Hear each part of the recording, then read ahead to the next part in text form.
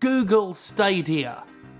Do you remember that? Do you remember Google Stadia? It was that thing that came out a little while ago. No? It's alright, you're not missing much. I've had a Google Stadia in this house for like weeks. It came free with the new internet that we got. I've not taken it out of its cling film box. What's the fucking point? Many people over the past few months, myself included, have gone into great detail explaining our problems with Google's streaming platform.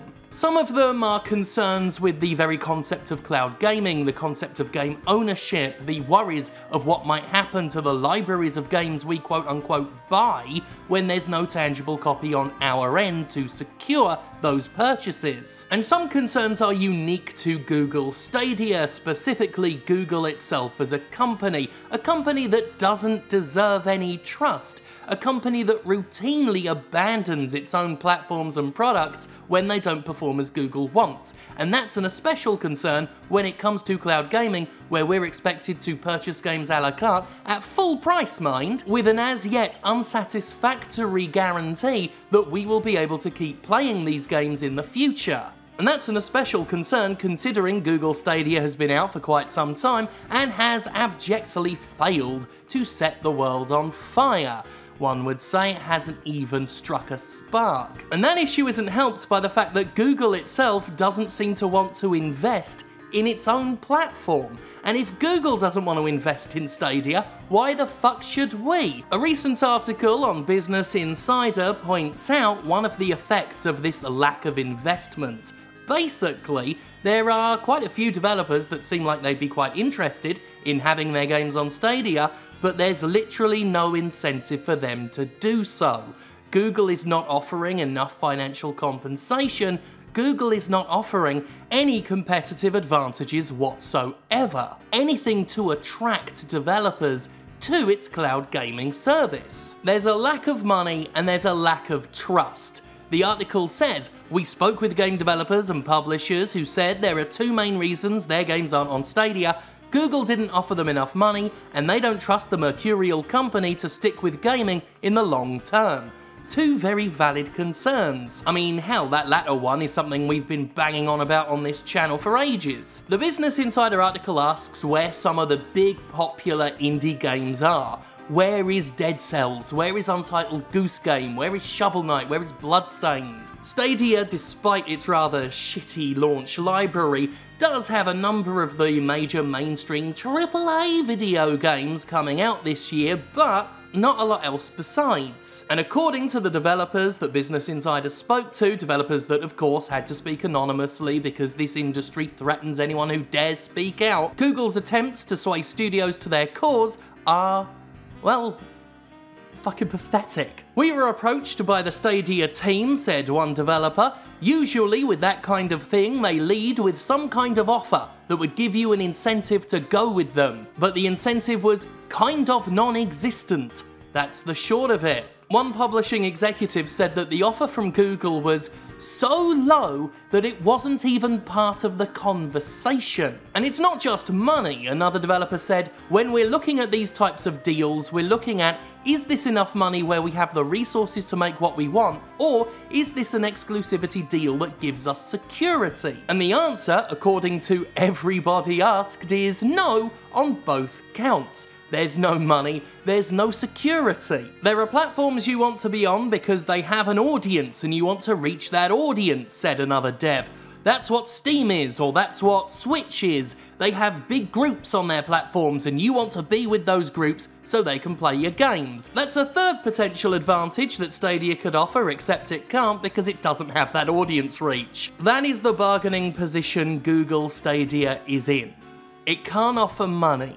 It can't offer security, and it can't offer an audience. Presumably, the company has thrown some money around when it comes to dealing with the big major mainstream publishers. That's how it's getting Doom Eternal, Cyberpunk 2077. I'm sure some money changed hands there, and it was clearly worth it for those bigger games to come. But when it comes to attracting smash hit indie games, Google just isn't investing. And maybe it should, because there are only so many mainstream tentpole games a year, and I don't have a feeling that they're going to see most of their sales on Stadia. they're probably going to see most of their sales where there's a fucking audience. And it's going to be hard for Google to grow that audience if, in between those tentpole releases, it's got bugger all to show for itself. In fact, it's telling that when Business Insider approached Google for a statement, all they had to offer in return was a list of major mainstream AAA publishers that it's working with. Stadia's Patrick Seybold said that the publishers and developers we speak with regularly